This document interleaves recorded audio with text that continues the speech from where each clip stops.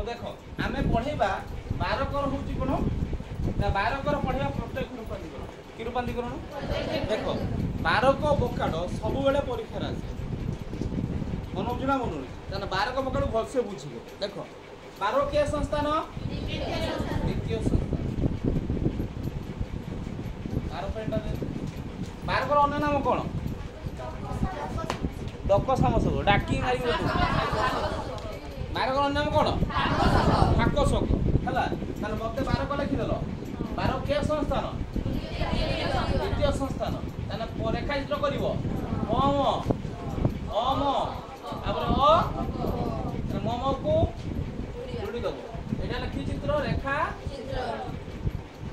ये बुझेगा हो 12 कर ए नाम अनुसार हो पार ना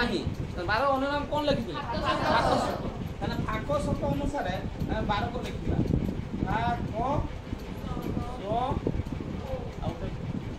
मन लगे फाकसकर मूल अक्षर किए अच्छी खुलिया क आना क अच्छी ना स मना आ क मना देख मूल अक्षर किए अच्छी प्रथम स्थान केड़ी शुण बंद शुणी जदि फेरियो को जीव आम लिखी फेरियो जदि ड थिने स थिने ब थिने छिके केड़ी जीव फेरियो को प्रथम तर्क किए अच्छी लिखिदेला तापर अच्छी तापर किए अच्छी लिखिदेला ना आर सार्विक सदर्थक ना आम लिखा सबू कम अटे प्रधान वचन कम ओ अच्छी ना केतेक अम है किए अच्छी ओ अच्छी केतेक अकम नुहे आगर बुझ पछर लिख आगर भलसे बुझ पछर लिख देख आपर किए अच्छी क तापर किए अच्छी देखाऊनी बोले आपर किए अच्छी तापर किए अच्छी कपर किए अच्छी देखाऊनी लागोड़ स क सब किए अच्छी कपर किए अच्छी प्रधान हेतु वचन अच्छी ना प्रधान हेतु वचन आपर कस अच्छी ना आर केतुटा काम अच्छी दीटा काम आगे प्रथम कि व्यावर्तन करवा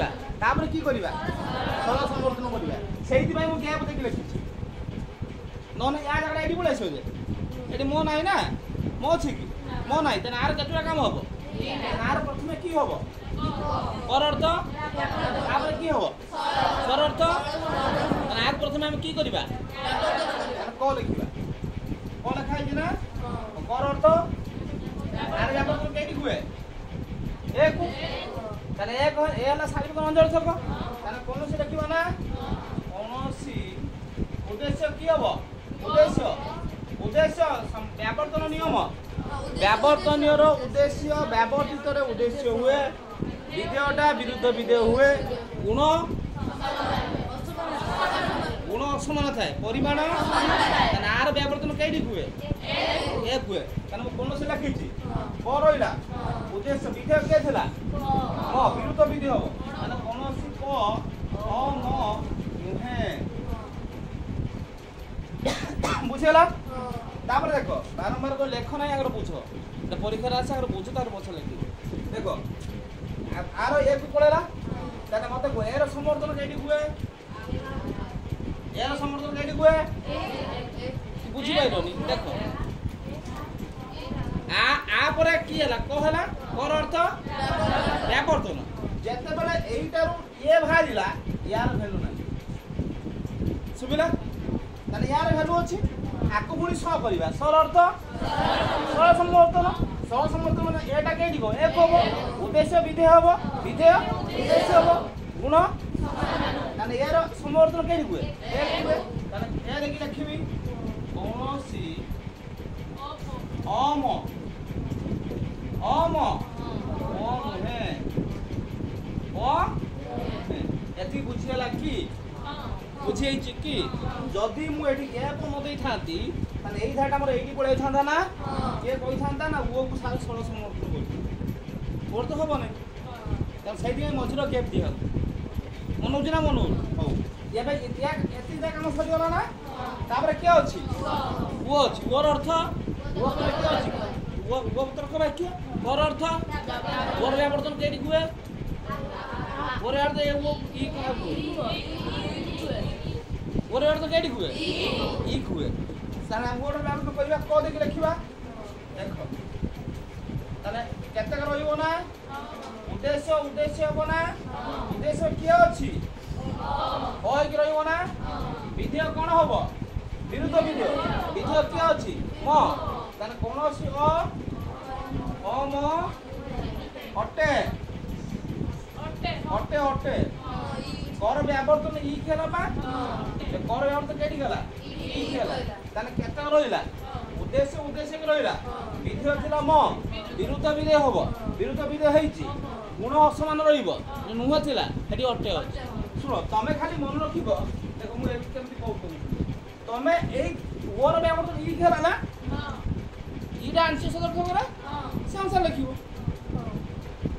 ବୁଝି ହଉଛି ନା କିଛି ଏବେ ନିୟମ ଅନୁସାରେ ଶୁଣ ତର୍କ ବାକ୍ୟ ଲେଖିଦେଲା ପରେ ତା ନିୟମ ଯାହା ଅଛି ତା ଇର ସମବର୍ତ୍ତନ ଧର ଆମେ କହିଲେ ଓର ସମବର୍ତ୍ତନ କେଇଠି ହେଲା ନା ଓର ବ୍ୟାବର୍ତ୍ତନ ଇ ହେଲା ଇଟା ଆଂଶିକ ସଦର୍ଥକୁ ତାପରେ ତା ନିୟମ ଲଗେଇବ ଉଦ୍ଦେଶ୍ୟ ହେଇଛି ବିଧେୟ ବିରୁଦ୍ଧ ବିଧେୟ ହେଇଛି ଗୁଣ ଅସମାନ ହେଇଛି ଦେଖିଦିଅ ଏଠି ସିଦ୍ଧାନ୍ତ ବଚନ ପରେ କିଛି ଅଛି କି ତା ଡାଇରେକ୍ଟ ସିଦ୍ଧାନ୍ତ ଲେଖିବା ମତେ ଦେଇକି ଲେଖିବା ଦେଖ ଯେତେବେଳେ ଏଇଟାରୁ ଇଏ ବାହାରିଲା ତାହେଲେ ମତେ ଦେଖ ଏଇଟା ତ ଭାବୁଥିବ ଦିଟା ପ୍ରଧାନ ହେତୁ ବଚନ ଗୋଟିଏ ଅପ୍ରଧାନ ହେତୁ ବଚନ ଯଦି ଆମେ ପଢ଼ିଥିଲେ ତ୍ରିପଯୁକ୍ତିର ଦୁଇଟି ହେତୁ ବଚନ ଥାଏ କେତେଟା ହେତୁ ବଚନ ଯଦି ଆମେ ଏଇଟାକୁ ଯଦି 1 2 3 ହେଇଯାଉଛି ତା ତ୍ରିପଯୁକ୍ତି କି ନୁହେଁ ଯଦି ବୁଝିବାକୁ ନୁହେଁ ଦେଖ ଯେତେବେଳେ ଏଇଟାରୁ ଇଏ ବାହାରିଲା ୟାର ଭ୍ୟାଲୁ ଅଛି କି ଏଇଟାରୁ ତ ଇଏ ବାହାରିଲା ୟାର ଭ୍ୟାଲୁ ଅଛି କି ମାନେ ଇଏ ହେଲା ପ୍ରଧାନ ହେତୁ ବଚନ ଇଏ ହେଲା ଅପ୍ରଧାନ ହେତୁ ବଚନ ଇଏ ହେଲା ଏ ତର୍କ ବାକ୍ୟ ଇଏ ହେଲା ଇ ତର୍କ ବାକ୍ୟ ଏଇର ସିଦ୍ଧାନ୍ତ କିଏ ହୁଏ ଫେରିଓ ପଢ଼ା ହେଇଥିଲା ଏଇର ସିଦ୍ଧାନ୍ତ କିଏ ହୁଏ ଫେରିଓ ମନ ହେଲା ମନ ହଉଛି ନା ମନ ହଉନି ତାହେଲେ ଫେରିଓ ହେଲେ ଏଇଟା ଅର୍ଥ ଲେଖିବ ତାହେଲେ ଓଟା ହେଲା ଆଂଶିକ ନଜର ଦେଖ ତାହେଲେ କେତେ ରହିଲା ନା ଦେଖ ସିଦ୍ଧାନ୍ତର କିଏ ରୁହେ ନାହିଁ ବାଦ ଦିଅ ତଳେ କିଏ ଅଛି ଉପରେ କିଏ ଅଛି କେତେ ଅପ ନୁହେଁ ନା